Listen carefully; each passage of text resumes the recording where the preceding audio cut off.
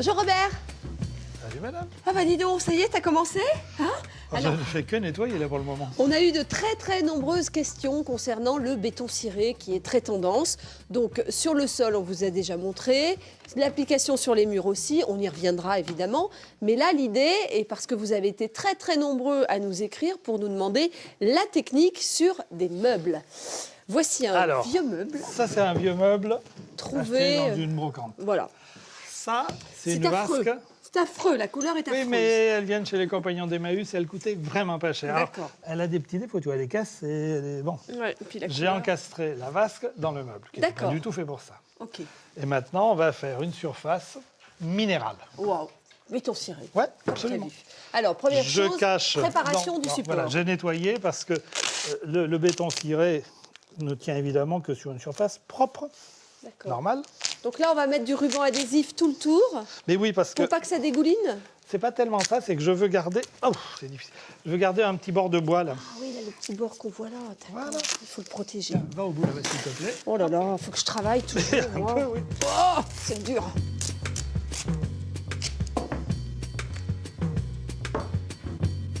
Maintenant, préparation du béton ciré. Alors, je te rappelle que le béton ciré, ça n'est ni du béton ni ciré. Voilà. Ça paraît un peu bête, mais c'est quand même vrai.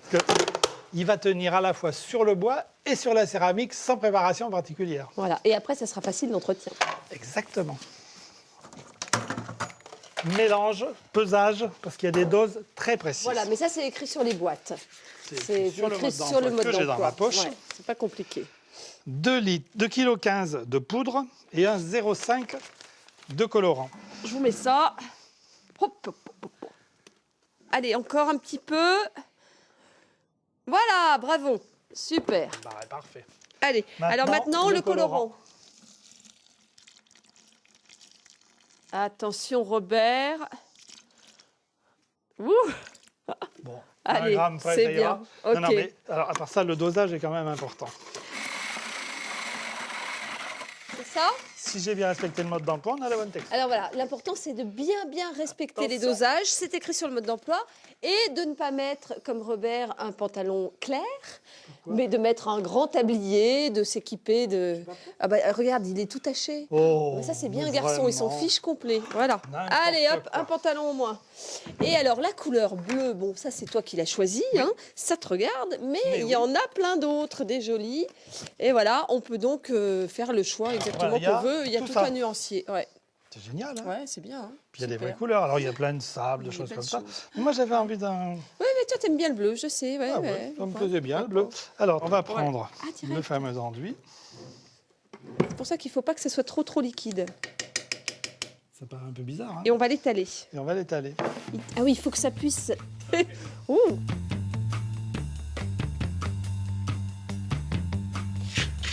Il faut arriver à faire une surface régulière quand même, hein. On doit avoir des tabliers, là, franchement.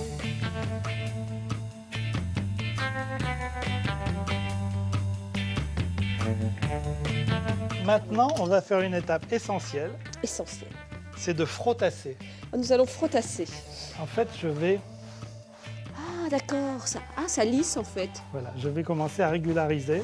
Tu régularises. Ouais. Alors, tu vas dans tous les sens. Il n'y a pas un sens à Non, respecter. ce que je veux, c'est redonner un peu de grain, tu vois, pour enlever. Alors, on va passer une deuxième couche tout à l'heure. Mais là, déjà, En rond, quand même. je Hein, je te vois. frottasse.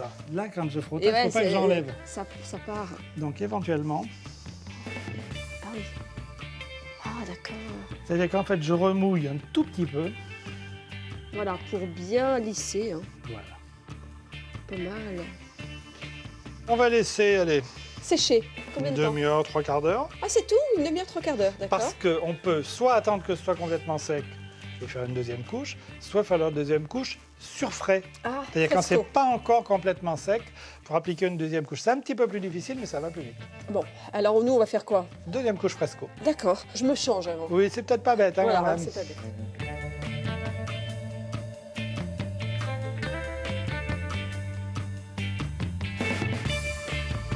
Donc on remet une deuxième couche, Exactement. mais aussi épais ou un peu moins? Un petit peu moins. Enfin, là, vraiment, c'est... hein. Bon, Robert, j'ai bien compris le principe. J'ai bien compris aussi que la vasque, c'est pas la partie la plus facile. Oui. Mais je persévère.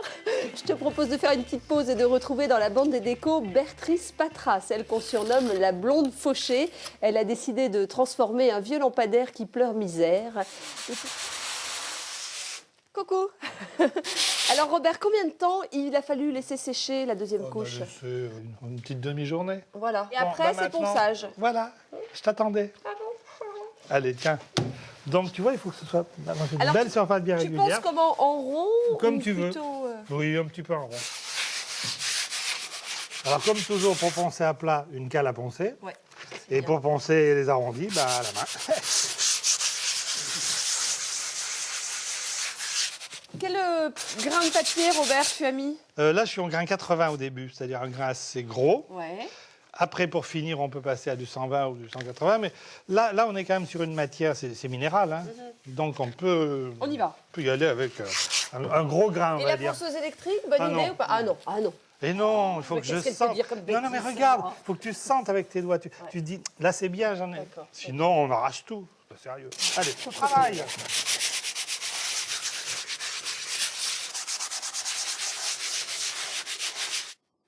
Ça va être du vernis, c'est ça? Alors, c'est une protection. finition, parce que sur les bétons cirés, donc soit sol, mur ou ça, on a plusieurs types de protection selon ce qu'on veut obtenir comme protection plus ou moins importante.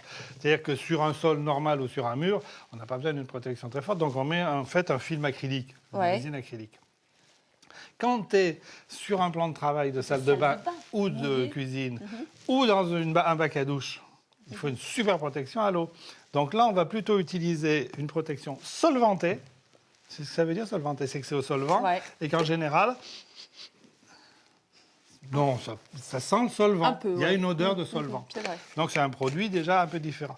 Parce que ce produit-là, il va beaucoup mieux pénétrer. Et là, tu vas en mettre plusieurs couches aussi? Alors, de je protection? vais effectivement. Alors, regarde, ce qui se passe, c'est que comme je suis solvanté, donc le solvant va faire remonter la teinte, Ah, voilà. ça qui va rediminuer au séchage et qui va remonter à la deuxième couche un petit peu quand même. Alors, ça, la protection, là, en revanche, elle est totale, c'est-à-dire contre l'eau, contre le maquillage, contre les taches grasses, enfin, plein de produits, y Un coup compris d'éponge après. la teinture à cheveux.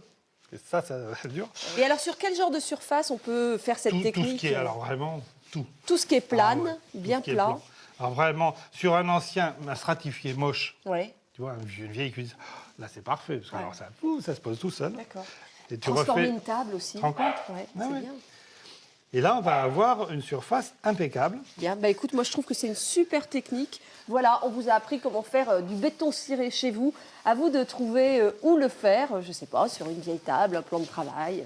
Tout est possible. Et puis on a un effet, là on le voit bien d'ailleurs quand on s'approche, on a un effet minéral. C'est-à-dire qu'on a transformé quand même deux vieilles choses presque en pierre. C'est pas mal, non? Ouais, J'ai fait de la sculpture sur pierre et tu m'as aidé, tu te rends compte? Pour réaliser un meuble en béton ciré, commencez d'abord par protéger avec un adhésif les bords de votre plan de travail qui doit être propre et dégraissé. Puis faites votre mélange de mortier et de colorant. Attention, il faut bien respecter les proportions avec exactitude. À l'aide d'une spatule, étalez une première couche de 1 mm environ d'épaisseur directement sur votre support. Sur votre surface plane, maintenant, vous allez lisser la surface à l'aide d'une lisseuse et pour la partie lavabo, à l'aide d'une éponge mouillée et d'un pinceau. Laissez sécher 45 minutes environ, puis, avant le séchage complet, appliquez une deuxième couche, toujours avec la même technique. Vous laissez sécher environ 24 heures, puis vous poncerez à l'aide de papier de verre spécial ponçage, peinture, gros grain. Vous passerez une troisième et dernière couche, toujours selon la même technique. Vous laisserez sécher, vous poncerez, et puis ensuite, après un dépoussiérage complet, vous passerez une première couche de vernis de finition, puis une seconde, et regardez un peu le résultat. Robert, toujours prêt pour le question-réponse? Nous vous disons à la semaine prochaine. D'ici là, Internet, France3.fr, rubrique Côté Maison. Au revoir. Au revoir.